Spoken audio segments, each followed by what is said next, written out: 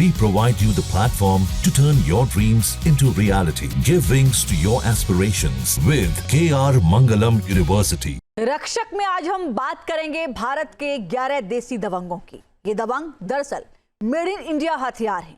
ये वो स्वदेशी हथियार और डिफेंस सिस्टम हैं जिनका टेस्ट और ट्रायल भारतीय सेना देश में मौजूद अलग अलग फायरिंग रेंज में कर रही है। ऑपरेशन सिंदूर में इन हथियारों ने अहम भूमिका निभाई थी। अब सेना इन देसी हथियारों के ऑपरेशन को और धारदार तो बना ही रही है, साथ ही पाकिस्तान को एक मैसेज भी दे रही है कि मजबूत, अभेद और आत्मनिर्भर भारत से मत उलझने की हिम्मत करना। रिपोर्ट देखिए।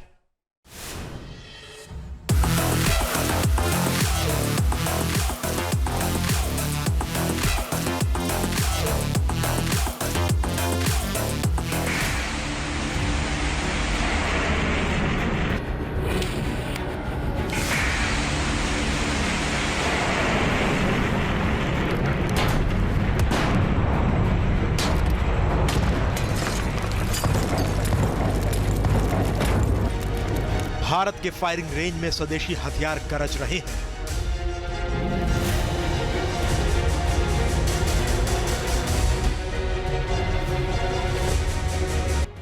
उधर पाकिस्तान के फौजी जनरल कांप रहे हैं।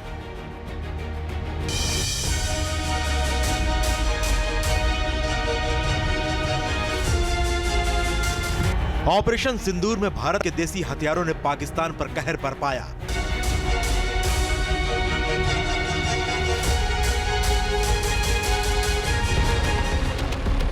अब नेक्स्ट जनरेशन स्वदेशी हथियारों का शुरू मुजाहरा। भले ही पाकिस्तान के साथ सीज फायर चल रहा है, लेकिन भारत की जंग की तैयारी जारी है। ऑपरेशन सिंदूर में मेड इन इंडिया हथियारों ने पाकिस्तान को धूल चटाई थी।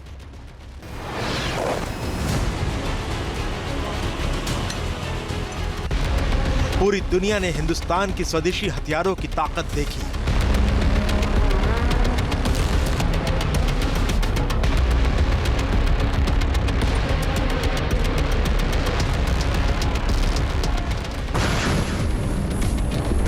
भारतीय सेना एक कदम आगे बढ़ते हुए एडवांस स्वदेशी हथियारों का दमदार प्रदर्शन कर रही है।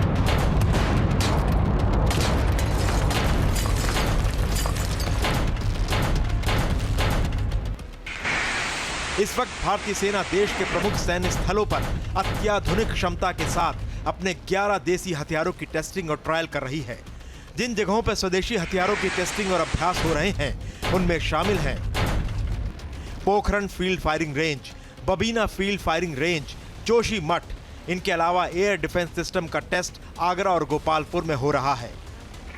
भारत किन देसी, मॉडर्न और घातक हथियारों की टेस्टिंग कर रहा है, उनकी पूरी रेंज बताएंगे। लेकिन ये जान लीजिए कि इन फायरिंग रेंज में टेस्टिंग बिल्कुल युद्ध जैसे हालात के मुताबिक हो रही है। यानी अगर असल में जंग हुई तो इन हथियारों का कैसे इस्तेमाल किया जाएगा, इसका ट्रायल हो रहा है।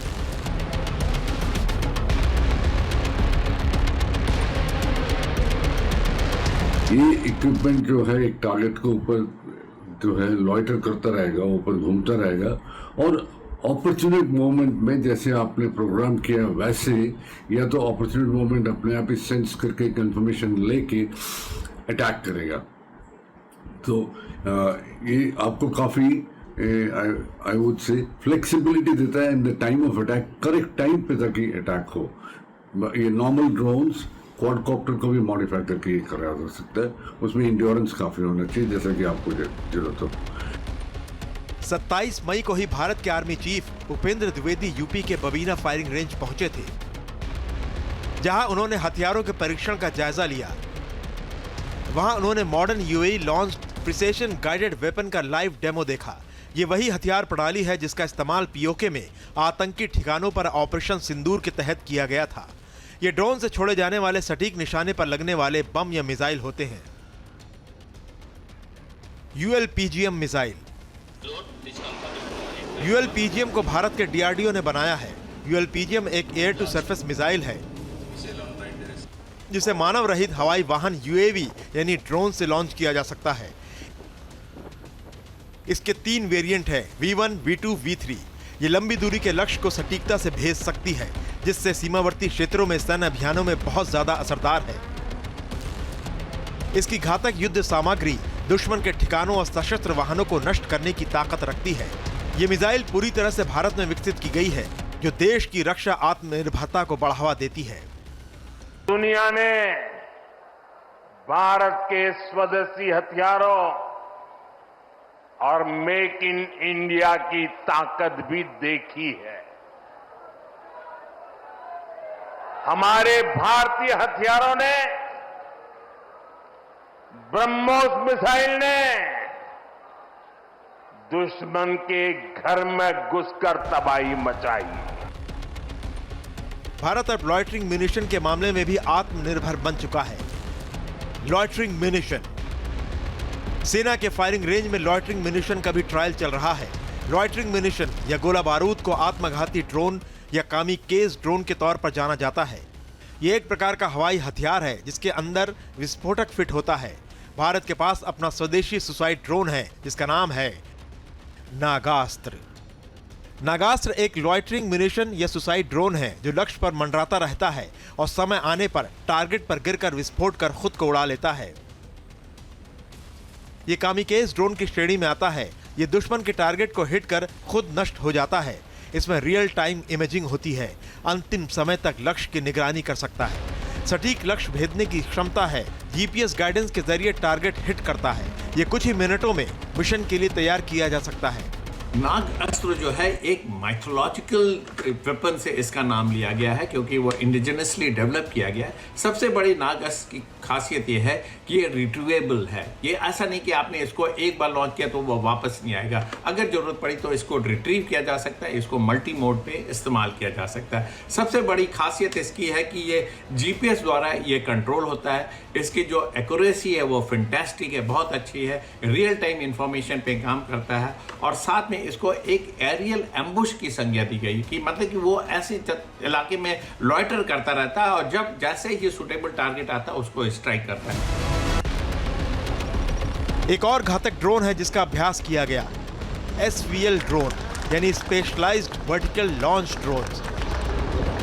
ये ड्रोन खास तरह के होते हैं जो आसमान से सीधा दुश्मन के ठिकानों को तबाह करने की ताकत रखते हैं। इसके अलावा सेना ने फायरिंग रेंज में कई तरह के बिना पायलट वाले हवाई सिस्टम और ड्रोन के साथ अभ्यास किया। UAS बिना पायलट वाले हवाई सिस्टम। भारतीय सेना ने जिन ड्रोन्स की तस्वीर जारी की है उसमें एक मल्टी रोटर अटैक ड्रोन है, निम्बस ड्रोन। ये कम ऊंचाई से उड़ते हुए विस्फोटक पेलोड को सटीकता से गिराने में सक्षम है।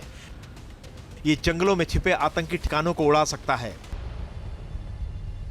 अब बात करते हैं ऐसे स्वदेशी ड्रोन की जो ऑपरेशन सिंदूर में पाकिस्तान के लिए सिरदर्द बना और जिसका ट्रायल पबीना फायरिंग रेंज में किया गया। Beluga drone. ड्रोन बेलुगा लंबी अवधि तक उड़ान भरने और भारी पेलोड ले जाने में सक्षम है। बेलुगा का इस्तेमाल दुश्मन की हरकतों की लगातार निगरानी और सटीक टारगेटिंग के लिए किया गया। स्वदेशी ताकत से लैस हिंदुस्तान का हर ड्रोन एक से बढ़कर एक बेजोड़ है। सेना के इन ट्रायल्स का पाकिस्तान पर मनोवैज्ञानिक दबाव पड़ना तय है। ऑपरेशन सिंदूर ने पहले ही उसकी नींद उड़ा रखी है।